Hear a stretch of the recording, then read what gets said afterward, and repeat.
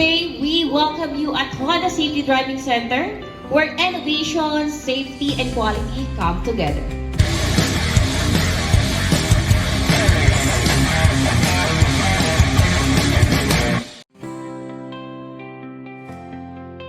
We are here to experience the truly exceptional motorcycle that will surely elevate your riding performance.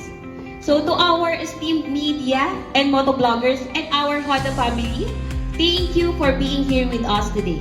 I am sure that all of you are already excited to experience the all-new PCX 160 that reflects not just Honda's engineering precision, but also its deep understanding of the evolving needs of the Filipino rider. So we are very grateful that you spend and spared your time for today to have this media ride, vloggers ride with our new PCX 160. Through you, we may be able to spread the news and provide the best experience ride to all of our customers and also potential customers in the future. We are all hoping that you will be having a safe ride coming and going back to your home. So for today, we will be having this event and appreciate your time again for this day. So let's all have an enjoyable ride and good day to everyone. Expect din yung mga delays natin sa group during the ride. And from the Honda Safety Driving Center, so we have total of 41 kilometers going to Shell Boso-Boso. So that is our first stop. And then from Shell Boso-Boso, mag-stop lang tayo mga 10 to 15 minutes. And we'll resume again. We will take naman the Marilaki Road. No? So from Shell Boso-Boso, we have a total of 53 kilometers. So total of 94 kilometers ang ating total route for the breakfast ride. And then, yung ating route po, magkakaroon tayo ng mga formations. Please. At meron po tayong one service vehicle as backup. And of course, we have the emergency vehicle. Mag-position po si ma'am. May nag-check up sa atin, no?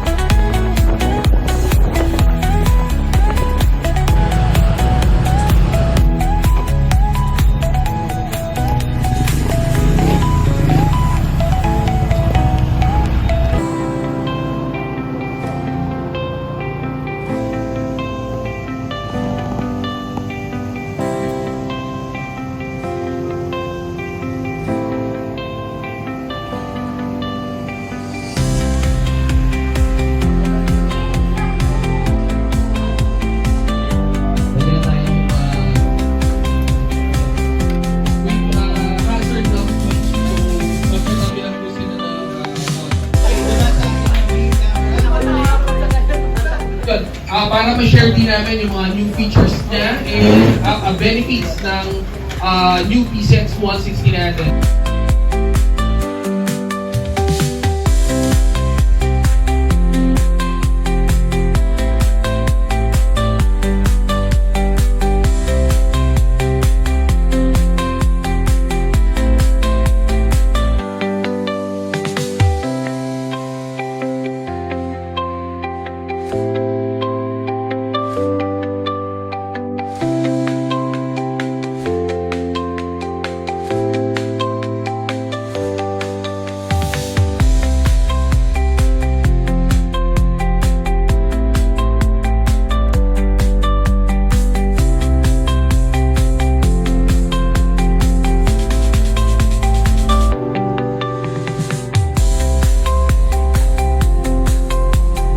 So, maraming salamat po for taking your time to be with us for the PCX Exceptional Ride. So, we hope that you enjoyed our ride. So again po, we hope po na na-experience po ninyo ang ating exceptional riding performance, comfort, and smart features of both standard and road safe variants. So again, thank you very much.